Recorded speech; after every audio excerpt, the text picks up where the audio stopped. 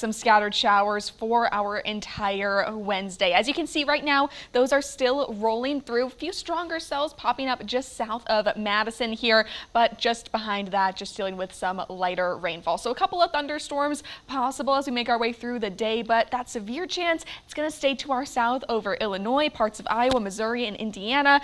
There is just a little corner of that level 1 out of 5 risk reaching into the southern portion of Grant and Lafayette counties.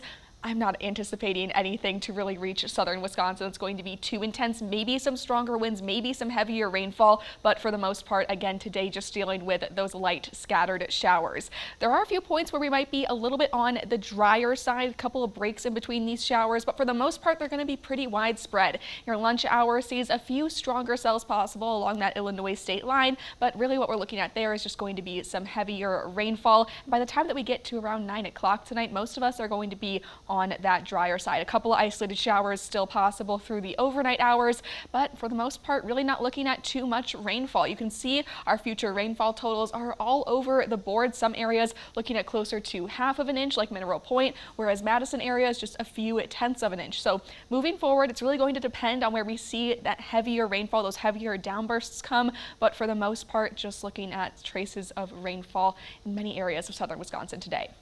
The cold front that's bringing that rain is also lowering our temperatures. We've been dealing with that heat and humidity for a while, and now finally our highs are going to be in those mid to low 70s for today. And that's going to come through the mid-morning and throughout the afternoon as that rain comes down. That cloud cover keeps the sun from shining. We're actually going to see temperatures decrease throughout this afternoon through those 70s. Overnight lows falling down into the 50s, which means that we can do something that we haven't been able to do for a while, open up the windows overnight. Now tonight there is the chance for a few isolated rain showers to continue into the early hours of our Thursday. So I wouldn't recommend having those windows open all the way quite yet if you care about your possessions getting wet. But Thursday night, Friday night, we're clear, we're dry, and we're in the low 50s, which means that we can flip that AC off and get some fresh air for a change. I certainly will be doing so. Now, one thing to keep in mind, we are expecting our air quality to lower throughout the day today. We're under an air quality advisory until noon. Tomorrow, we're expected to reach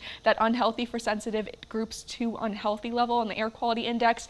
Right now, areas like Wausau are already in that unhealthy range. So we're going to continue to see some northerly winds push some smoke down, but again, it's only going to last until noon tomorrow. Then we should see that air quality begin to improve once again, which is great news because we have a beautiful rest of the week. Those highs are staying in the mid to high 70s for your Thursday, Friday, Saturday, Sunday, and your Monday as well. And we've got plenty of sunshine right along with it. So beautiful, beautiful extended forecast, especially for people like me who have been missing those cooler conditions. We're going to be in those 70s. Again, your overnight lows falling in the 50s, and we've got a drier trend right along with that. Monday and Tuesday, a couple of weaker systems will be moving through, so a couple of isolated showers will be possible for the start of next week, but for the most part, we will still be staying dry.